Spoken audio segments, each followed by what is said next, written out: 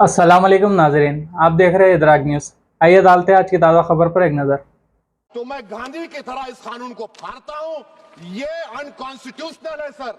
तो मैं गांधी की तरह इस कानून को फाड़ता हूं, ये अनकॉन्स्टिट्यूशनल है सर। इस देश में झगड़े पैदा करने का किया, तो मैं गांधी की तरह इस कानून को फाड़ता हूं। जब भी ज़मीर और ज़र्फ का सौदा हो दोस्तों, जब भी ज़मीर और ज़र्फ का सौदा हो दोस्तों, कायम रहो हुसैन के इनकार की तरह। सर, ये वक्फ तरमीमी बिल भारत के गयूर मुसलमानों के ईमान पर, इबादत पर एक हमला है।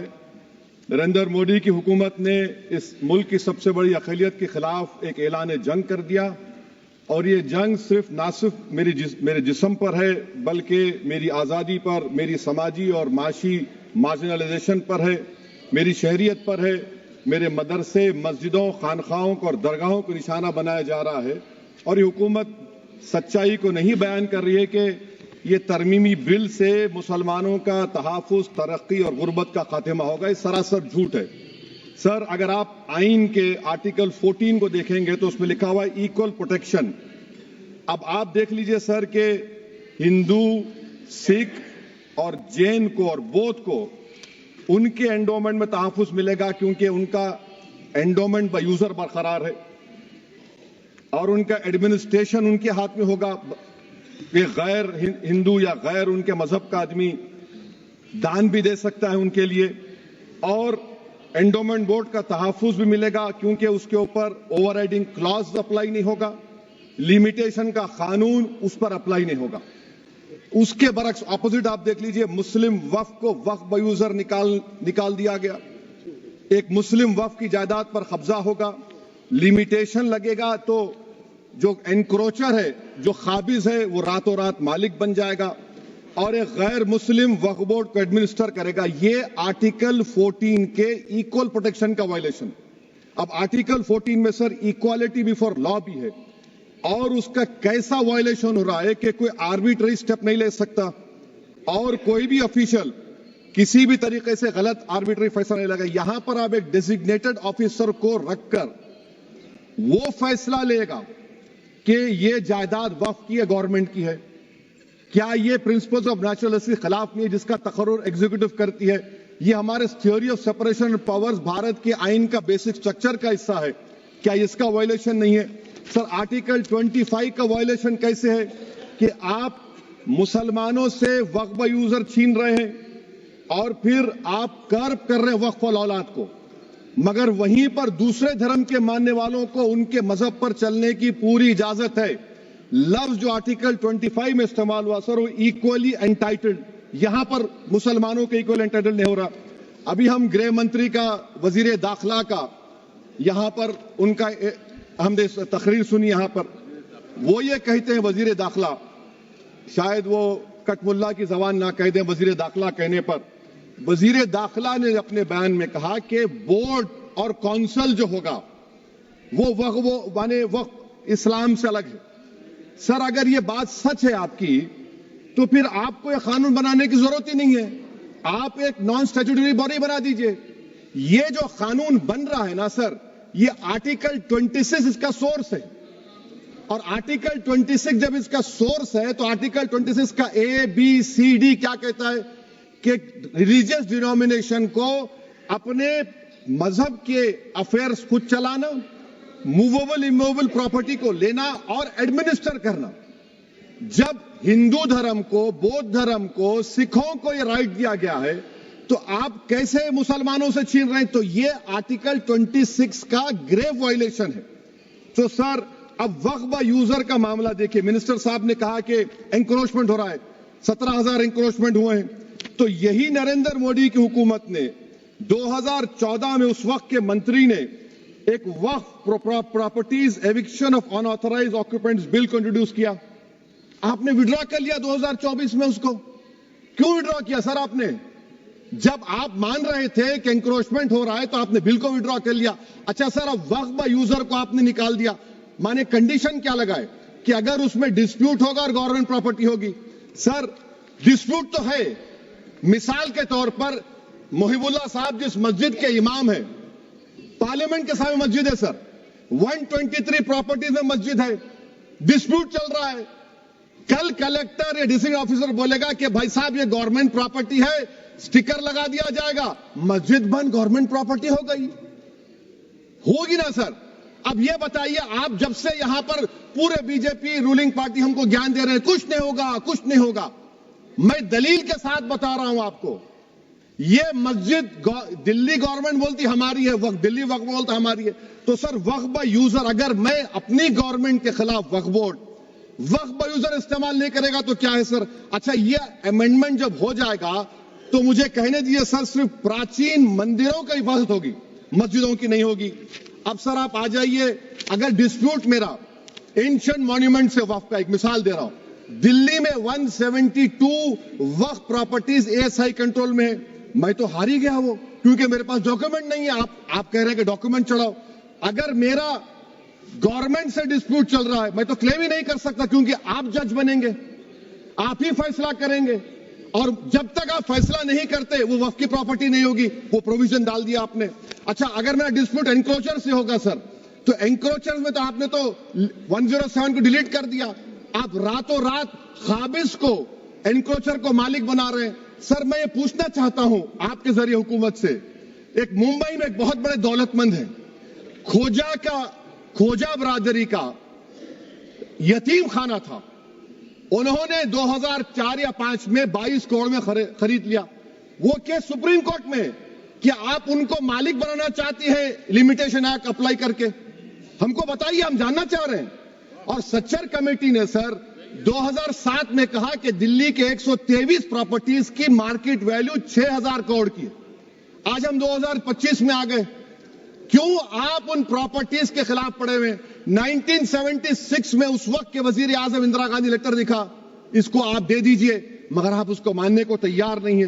तो सर और एक जो झूठ फैलाया जा रहा है, management empowerment efficient development, sir this bill takes any management from the hands of Muslims, disempowers the waqf in comparison to any other stakeholder, takes away the efficiency of administration and hampers development.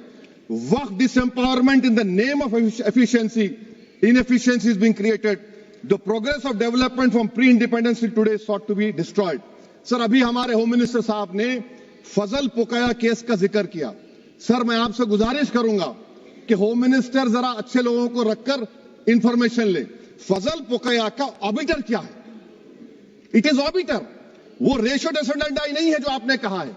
अच्छा sir, schedule tribe के बारे में कहा, क्या schedule tribe में मुसलमान नहीं होते? शेड्यूल कास्ट में नहीं होता मुसलमान, शेड्यूल ट्राइब में मुसलमान होता। तो क्या आर्टिकल 25 मेरा चला गया, आर्टिकल 26 चला गया, आर्टिकल 14 चला गया, 15 चला गया, 29 चला गया? लक्षद्वीप का एक मुसलमान एमपी है, क्या उसको राइट नहीं है क्योंकि ट्राइबल है? क्या कह रहे हैं आप? इस ऐवान को क्यों गुमराह कर रहे हैं आप शेड्यूल ट्राइब के नाम पर?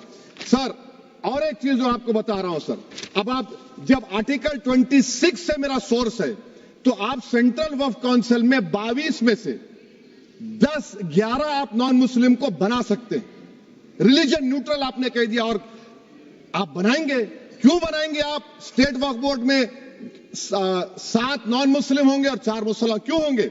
क्योंकि आप लॉ में 95 में डायरेक्ट मैनेजमेंट में ले सकते हैं 5 साल के लिए।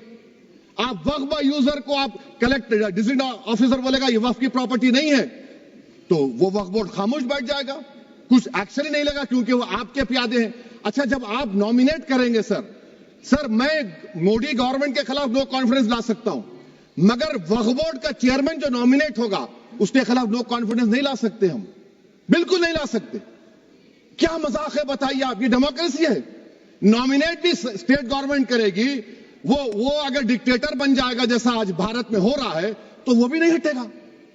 कम से कम यहां पर तो इलेक्शन है, वहां पर तो आप 5 साल झेलते रहो उसको। अच्छा सर, अब ये जो क्लॉज 11 और क्लॉज 9 आप 16AA से देखिए, where the qualification of the members of the board has been limited only to 3 categories contained in 14(1)(c). Intention is very clear that the majority is to be packed with non-Muslims. So who will defend my interests, sir? If I cannot depend on the state waqf board, central waqf council, which are going to comprise non-Muslims, this in itself is a clear violation of Article 26, 14 and 15, sir. अच्छा sir, CO पहले 95 act में था कि word मुस्लिम, आपने गायब कर दिया उसको। अरे आखिर क्यों इतनी नफरत है आपके लफ्ज मुसलमान से? अच्छा फिर क्या कह रहे हैं आप कि ये भी आर्टिकल 26 का वायलेशन है। सब जितने हिंदू धर्म के प्रॉपर्टीज हैं, सिख धर्म के हैं, बौद्ध के हैं और आपके जैन के, वहां पर उन्हीं के मजहब का ऑफिसर होगा। और कहां पर नहीं होगा? वक्फ बोर्ड में। Waqf board is a pure religious institution, इसको समझने की जरूरत है। तो आप ये कर दे रहे हैं सर। अच्छा सर आप देखिए, अब आप आ जाइए ये ट्राइब्यूनल पर। मुझे समझ में नहीं आया सर कि हमारे होम मिनिस्टर वजीर दाखिला ने क्या कह दिया कि 2013 का जो कानून है वो नहीं बनता तो हम नहीं लेके आते।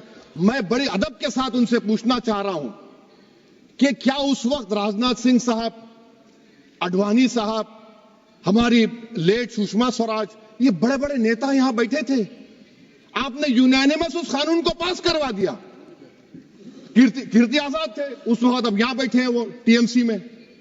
तो क्या आप गलत थे या वो गलत थे? हमको बता दीजिए, आप बता दीजिए। क्योंकि अगर अडवाणी आपके लिए बहुत बड़ा नेता है, मेरे लिए नहीं हो सकते, आपके लिए आपने पद्मश्री दिया उनको। मोहतरमा सुषमा स्वराज की जबरदस्त तकारीर का मैं कायल हूं। वो बैठकर उस 2013 को यूनानिमस पास कर दिए।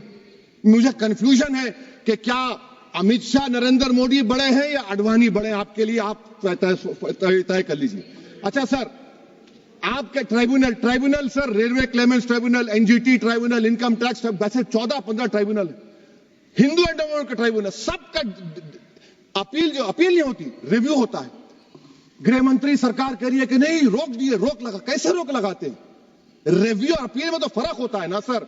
आप ही कह रहे हैं कि पूरे कोर्ट्स में बैकलॉग है और आप अपील कर रहे हैं। अच्छा सर, रिटायर्ड डिस्ट्रिक्ट जज 95 में सिटिंग डिस्ट्रिक्ट जज था, जो एडमिनिस्ट्रेटिव कंट्रोल था सीजीआई साहब, उसको निकाल दिए।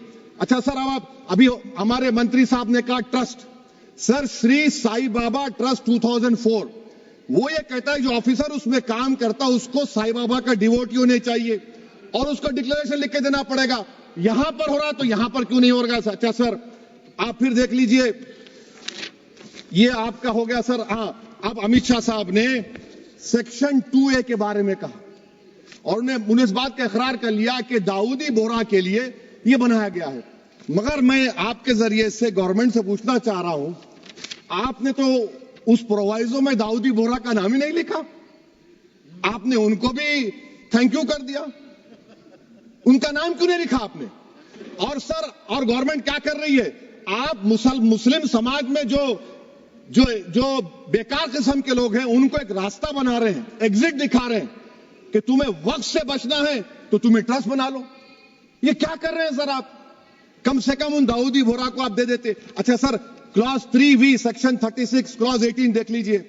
Oral Waqf, oral appointment has sought to be discontinued even though it is recognized practice in Islam. Muslim personal law has recognized oral waqf and 1937 Shariat Application Act. Sir आप clause 39 पर आ जाइए। 5 साल के लिए मुसलमान। मैं किरण रिजिजू से पूछना चाहता हूं, सर दाढ़ी रखे तो मुसलमान प्रैक्टिसिंग है या क्लीन शेव आपकी तरह है? तो बताइए हमको, प्रैक्टिसिंग क्या होगा? अच्छा, किसी को पकड़ के मॉब लिंच कर दिया और बोले कि जेएसआर का नारा लगाया, और वो जेएसआर का नारा लगाया तो क्या मुसलमान रहेगा? नहीं रहेगा। या फिर देश के प्रधानमंत्री ने कहा था कपड़े देखकर पहचानो, तो क्या कपड़े देखकर आप कह देंगे? अच्छा, अगर कोई क्रिश्चियन हिंदू धर्म कबूल करता है तो क्या वो मंदिर को नहीं दे सकता प्रॉपर्टी?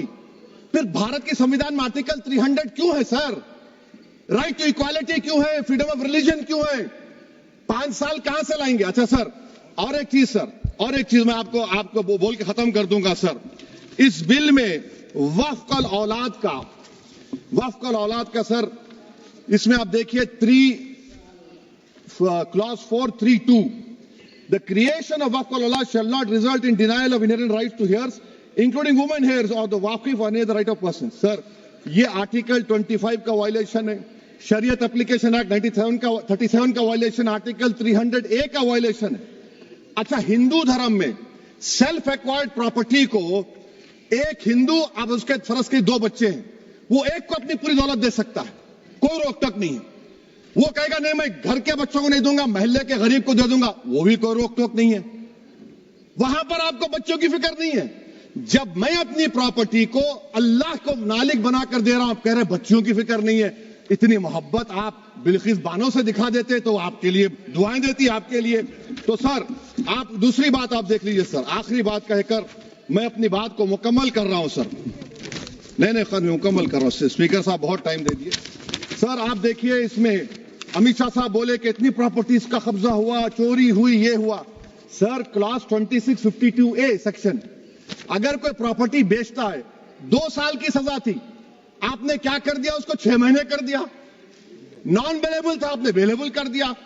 सेक्शन 40 की बात करते हैं, सेक्शन 40 में सर हमको जो ज्वाइंट वर्किंग कमेटी का जो नोट्स दिए उसमें मिनिस्ट्री ऑफ माइनॉरिटी अफेयर्स ने कहा कि 30 साल में 515 केसेस सेक्शन 40 के और सिर्फ 8 लोग कोर्ट को गए।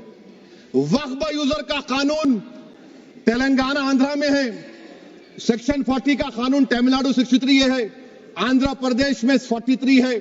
और सर आप डायरेक्शन दे रहे हैं, अच्छा क्लॉज 4218B देखिए सर, आप रूल बना रहे हैं, कोऑपरेटिव फेडरलिज्म के खिलाफ है, इतना रूल बना रहे हैं। और आखिर में सर मैं आपको बताना चाह रहा हूं स्पीकर साहब, ये बिल का मकसद सिर्फ मुसलमानों को जलील और रुस्वा करना है, मुसलमानों को दूसरे दर्जे का शहरी बनाने का इनका मकसद है।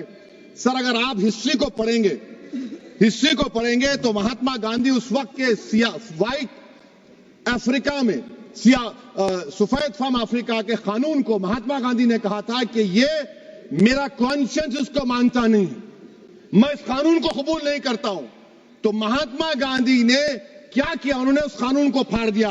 तो मैं गांधी की तरह इस कानून को फाड़ता हूं, ये अनकॉन्स्टिट्यूशनल है सर।